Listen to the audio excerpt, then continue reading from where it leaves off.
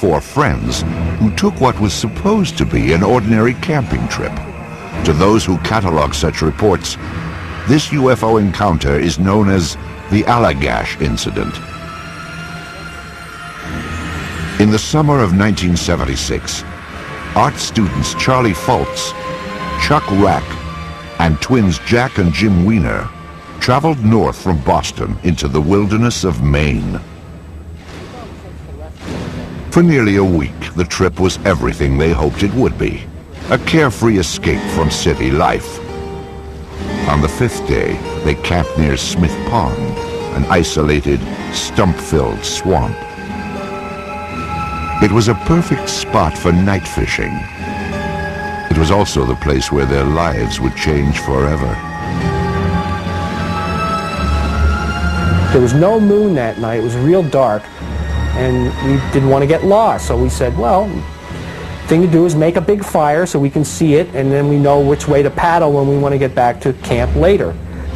And it was quite large, but we cleared around the fire, so there was no problem. And these flames were leaping a good 3 or 4 feet up into the air.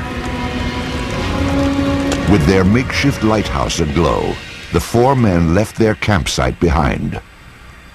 They paddled several hundred yards out into the pond, headed for a night of fishing they would never forget, and one they would later illustrate in their artwork. I remember being in the back of the canoe, paddling leisurely. The two twins were in the middle. Charlie was in the front. And I remember they were having a conversation, and I was focusing on the night and the lake and the water. And I began to feel observed. And then all of a sudden, Chuck Rack, who was at the back of the canoe, said, holy mackerel, what the is that?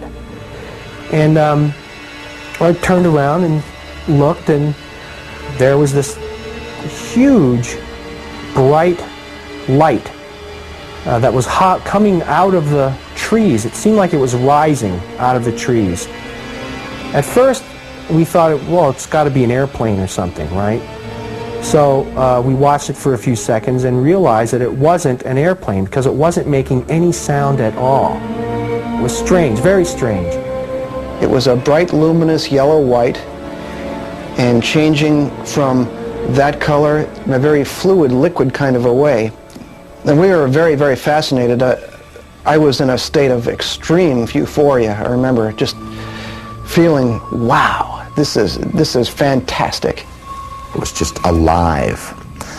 And when it was nearest us, about 100 yards away, it paused. And when it paused, I said to the fellows, I said, I'm going to shine the flashlight and see what it does. The instant he flashed his flashlight, this thing sent this beam of light out to us. And we were in a 16-foot aluminum Grumman canoe, which in the pitch black of night lit up like a Roman candle. We must have looked like this object just waiting to be approached on this lake. And all I can tell you is what was going through my mind was just exhilarating expectation. Just, this is fantastic. This is something we can communicate with. It's tempting to communicate with us. I was completely shocked, and especially shocked that it reacted as quickly as it did, which told us there was some type of intelligence about it. And as soon as this light came out, this thing started moving, and so we thought, well, you know, this is real. This is really happening. This is not a figment of our imagination. I mean, we've got to deal with this situation now, because within a few seconds, this thing is going to be right on us. I wasn't even interested in this thing anymore, other than I didn't want to be as close to it as I was. I remember paddling as fast as I could, and Jack saying, it's getting closer, it's getting closer. And then it was gone. The next thing they remembered, they were back on shore. And I thought, well, that's it. We've lost our chance. We've let it slip through our fingers. and I observed it leaving and just gradually faded out.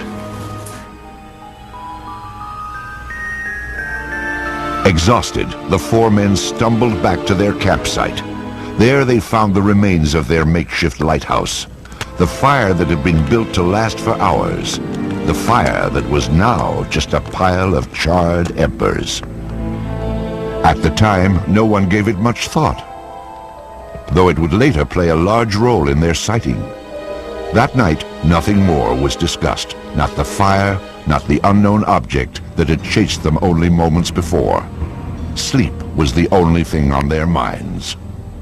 For years, the friends rarely talked about that strange night. Then, in 1978, memories of the sighting began to resurface. Jim Weiner had developed temporal epilepsy after a car accident and suffered periodic seizures. These fits were often triggered by sleep deprivation, and by 1980, Jim was definitely not sleeping well. Vivid nightmares had become a perpetual torment.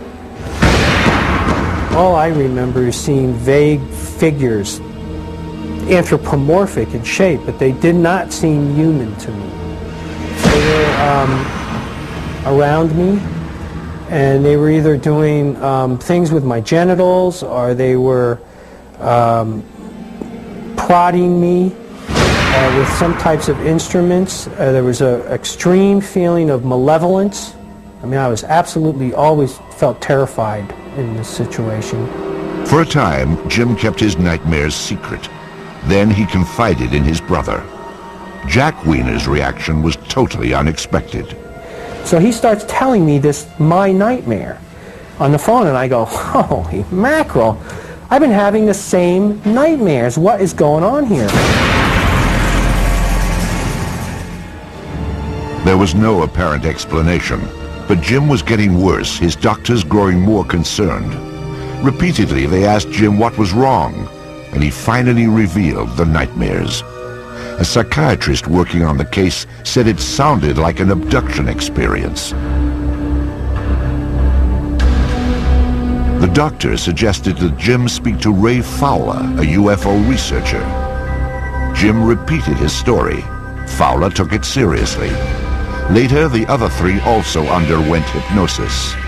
Finally, 4 years after the incident, the details of that terrifying August night would emerge.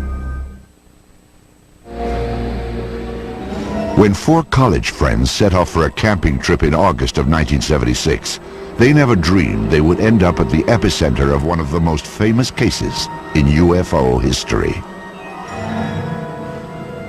They all remembered paddling onto a pond and seeing a spectacular light in the sky. Then it came closer, far too close for comfort. The next thing the men recalled was standing on shore. Only later would they suspect that something more sinister had taken place. Regression hypnosis revealed that the four friends had apparently endured a horrific episode known as an alien abduction. It began with the menacing approach of a UFO. One of the things I remembered very clearly was Jack saying that it's gaining on us. And I remember suddenly being enveloped in this tube of light. And I remembered looking up, and I was thinking about, what the heck is that up there? You know, like, what's up there? And that took a few seconds, and then I looked back again, and Chuck Rack's gone.